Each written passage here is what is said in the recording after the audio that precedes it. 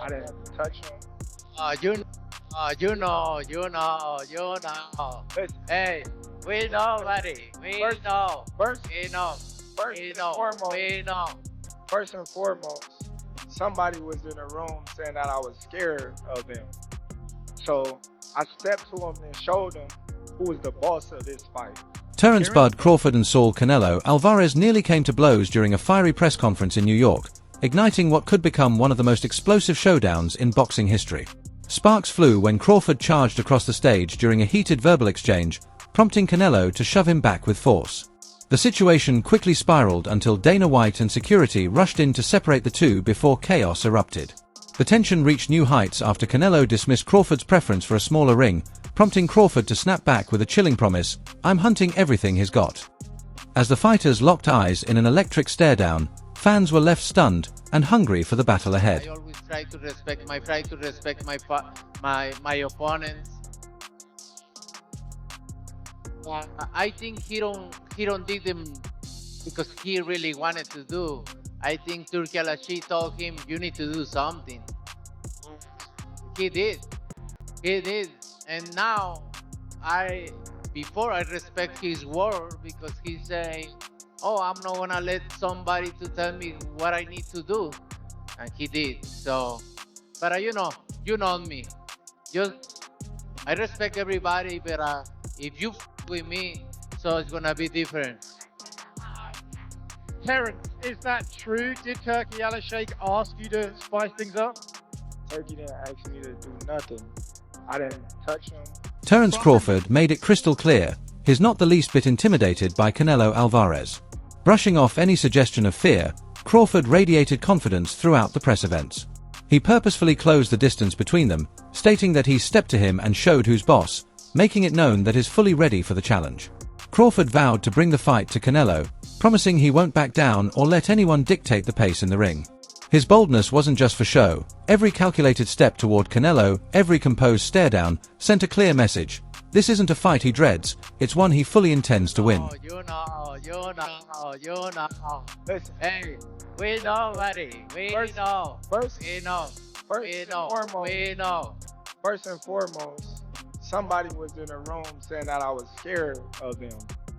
So I stepped to him and showed him who was the boss of this fight.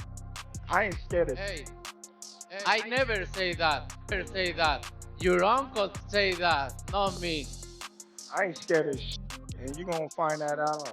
As you seen, the last press We'll see. conference, We'll see. when I walked you down, when you were supposed to be the bigger man, Yeah. Hey, you say that because you fighting with nobody, and you obviously look like you a great fighter.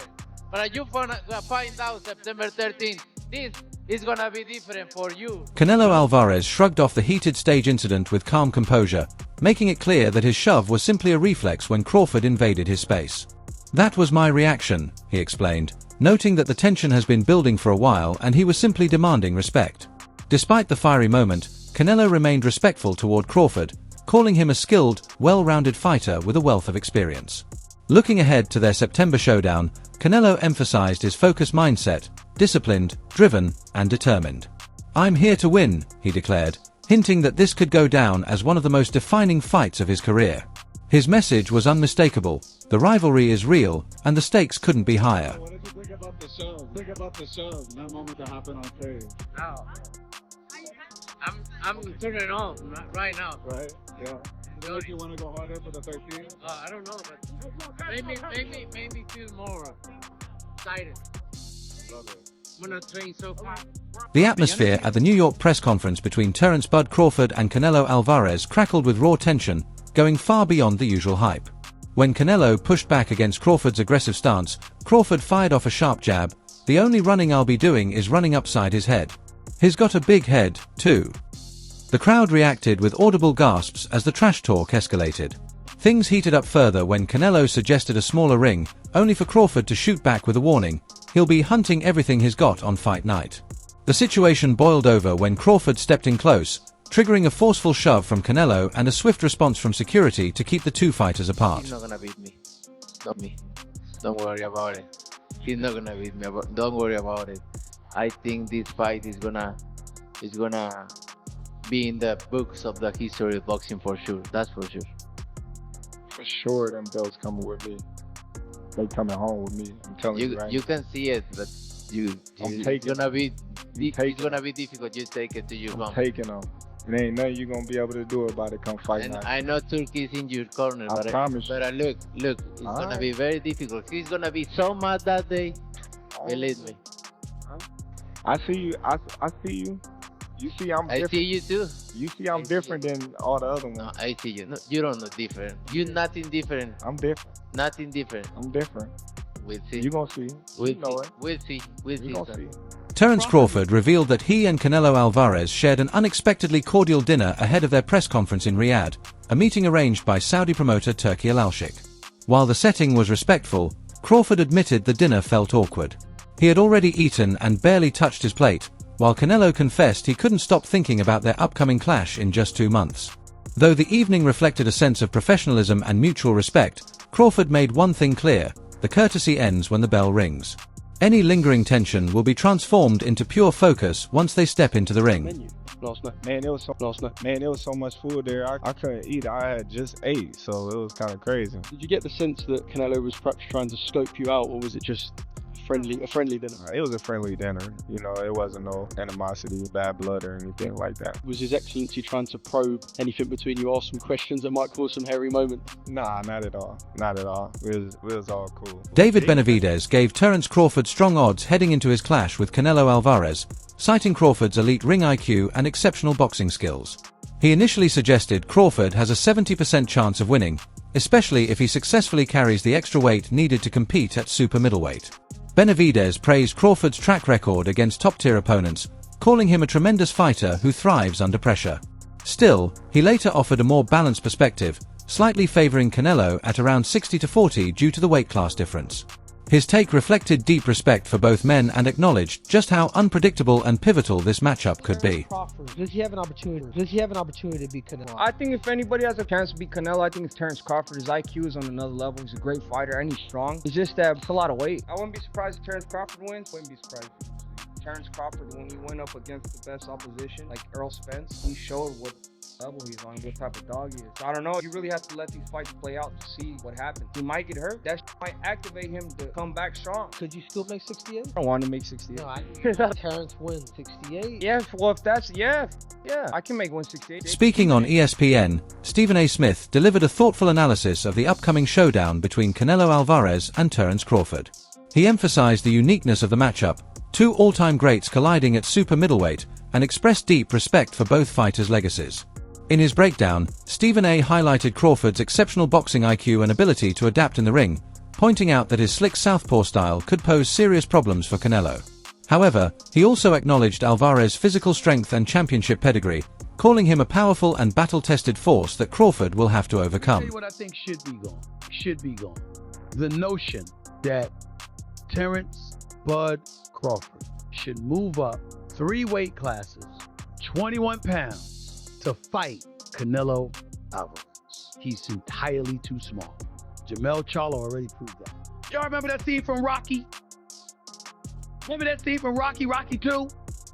When Carl Weathers, Apollo Creed, and his trainer was like, can I be honest? I saw you beat this man within an inch of his life. And he kept coming. He wouldn't go away. He's wrong for us, baby. He's wrong. Let it go. Apollo couldn't do it. And lost fight number 2. Trained him for fight Rocky 3. And then got killed in Rocky 4 by Drago. Because he couldn't let it go. Bud Crawford needs to let it go. Too small. Many analysts argue that Terence Crawford's best path to victory lies in studying Dmitry Bivol's dominant 2022 performance over Canelo Álvarez, a tactical masterclass that exposed key vulnerabilities. Bivol's disciplined use of the jab, control of distance, constant mobility, and well-timed offensive bursts kept Canelo off balance throughout their light heavyweight bout. Team Crawford appears to be adopting a similar strategy. Trainer Brian Bomac McIntyre has reportedly studied both the Bivol and Mayweather fights to develop a game plan built around hit-and-run tactics, sharp footwork, and superior ring generalship. Some critics suggest Crawford may also benefit from incorporating movement reminiscent of Erisland Lara, pivoting off the ropes, using switch-hitting angles, and steering clear of close-range exchanges. The consensus among experts is clear: if Crawford can replicate Bivol's blueprint, keep Canelo at a distance, win the jab battle, outmaneuver him, and pick precise moments to strike, he stands a real chance at victory. Is the fight you gotta study if you're Crawford. Crawford ain't, but he can do a Bivol. The problem is Bivol's a big dude. This is rough because this fight is only a matchup fight. Let me tell you what I mean. I got a lot of fighters Canelo fought at 168 beating. I got Caleb Plant beating. I got Berlanga beating. I got Callum Smith beating. Just way too huge. But that's why Crawford ain't campaigning at 168. He's trying to beat Canelo because Canelo's special case. He's one of the best fighters of all time, and he's actually a little guy who ballooned up. Terence Crawford has downplayed the perceived size gap between himself and Canelo Álvarez, pointing out that both stand at 5 feet 8 inches. However, this comparison overlooks a key factor: their natural weight classes. Canelo has competed as high as light heavyweight, while Crawford's career has largely been rooted in the welterweight division. This difference isn't just about height, it's about natural size, strength, and the physical demands of higher weight classes. Critics argue that Crawford's jump to super middleweight, 168 pounds, especially without a rehydration clause, could hand Canelo a significant advantage in size and power, making the challenge even more daunting for the smaller man moving up.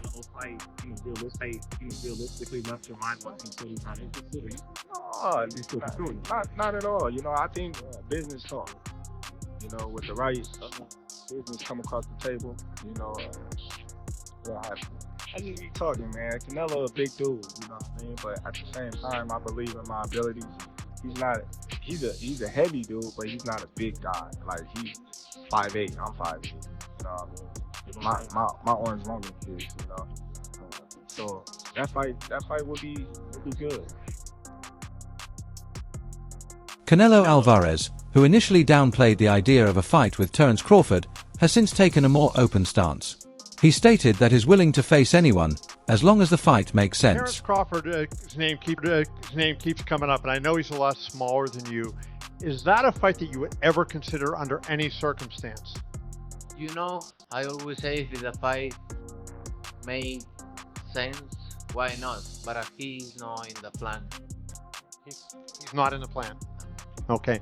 Is there a specific reason for it? Is it because of his size, or it won't do anything for you in terms of pushing you toward your goals? You know, like I say, if it makes sense, maybe. I don't know right now. I just gonna enjoy this fight, and please let me enjoy this fight. And then you gonna know what is next for sure.